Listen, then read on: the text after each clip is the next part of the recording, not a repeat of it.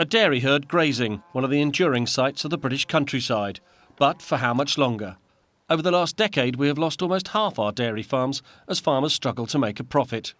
Under constant pressure to reduce the cost of milk production and faced with an increasingly uncertain future, the UK dairy industry has reached a crossroads with debate polarised over the best way forward.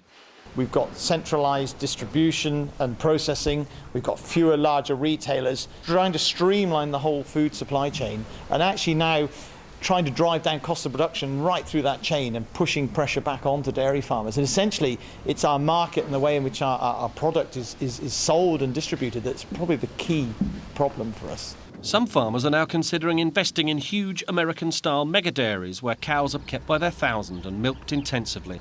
I'm really actually very concerned that this kind of belief that fewer, bigger farms is the way forward doesn't actually provide a truly sustainable solution to our food supply needs. And in effect, small producers being penalised, so the milk price they're actually getting is lower on many small farms.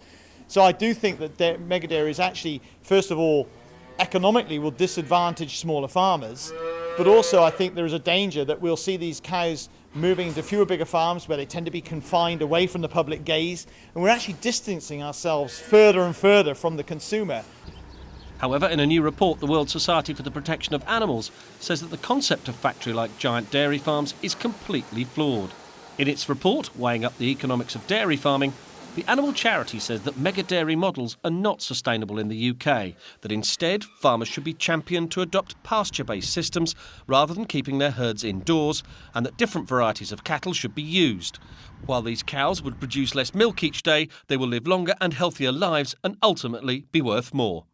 Well, the vision that we have at WSPA for the future of the dairy industry is very different, in fact, from the message that we keep hearing again and again about either scaling up or getting out. We believe that there is a third way, a very powerful third way. The report, endorsed by farmers, economic experts and successful businesswoman Deborah Meaden, outlines how small-scale pasture-based farming can make up to 5p more per litre, regardless of milk price and market value. So it seems that a radically simple grassroots approach could be the key to sustainable milk production in the UK and a more secure future for our thousands of dairy farms. We need to ask our supermarkets, we need to ask the local shops where we buy our milk, has it come from cows that are able to graze on green grass, or is it factory milk from battery cows?